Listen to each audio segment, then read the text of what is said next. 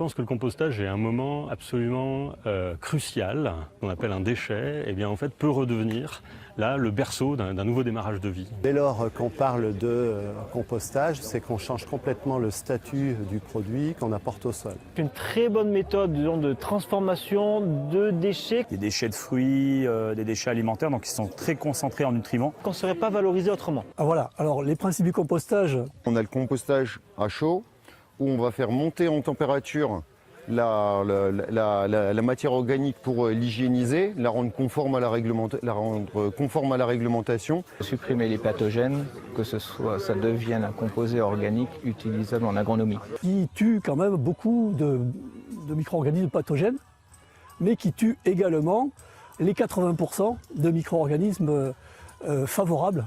Au niveau mondial, on a un manque énorme de matière carbonée. Parce qu'on a passé des années, il faut le dire, à l'enlever des sols, mécaniquement, artificiellement. Donc il faut bien, à un moment donné, le réintégrer dans les sols.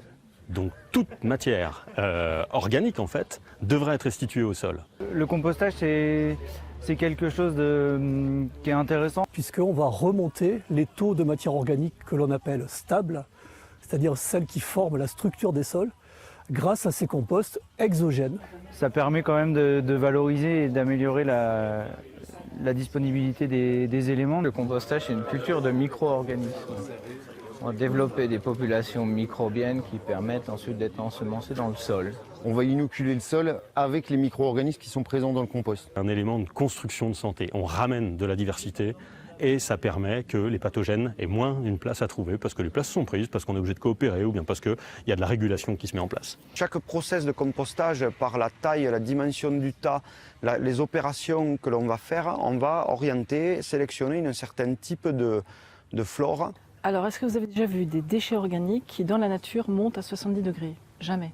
On a perdu aux environs de 2/3 du carbone dans l'opération de compostage et on a aussi perdu une très grande quantité d'énergie, énergie qui aurait pu être profitable pour les micro-organismes du sol pour rendre les fonctions écosystémiques au sol. On a vraiment un gros problème, je pense, un gros problème réglementaire et légal ici, parce que agronomiquement parlant, ça a un impact vraiment, à mes yeux en tous les cas, très négatif de travailler sur une stérilisation des composts. Ce qui est à adapter sans doute, c'est de profiter des processus de compostage pour contrôler la microbiologie qu'il y a dedans. Donc l'idée, c'est d'aller vers des composts Avec des montées en température les plus courtes possibles. à combustion froide, combustion lente. Parce qu'à froid, on conserve la microbiologie qui est présente dans le compost et garder un maximum de nutriments et d'azote qui ont tendance, avec les températures, à être volatilisés. Alors. De les amener naturellement vers des composts qui ont encore toute leur matière vivante, active. Et pourquoi pas avec des réensemencements après ces montées en température pour ramener de la microbiologie après ces phases de stérilisation. Et il y a énormément d'idées, il y a énormément de possibilités. Cette massification de l'utilisation qui est en jeu actuellement. Les communes qui sont censées récupérer justement les déchets compostables de l'ensemble des habitants pour les valoriser en compost. La source est là, j'ai envie de dire que c'est dommage de ne pas en profiter. Essayer de structurer des partenariats en fait entre les Comcom, les agriculteurs et les éventuels prestataires, les chantiers d'insertion. Donc on travaille en réseau et c'est important. Et ce réseau, on en a tous besoin. Donc ça permet de redistribuer localement un déchet vert et le remettre en circuit dans la fertilité locale.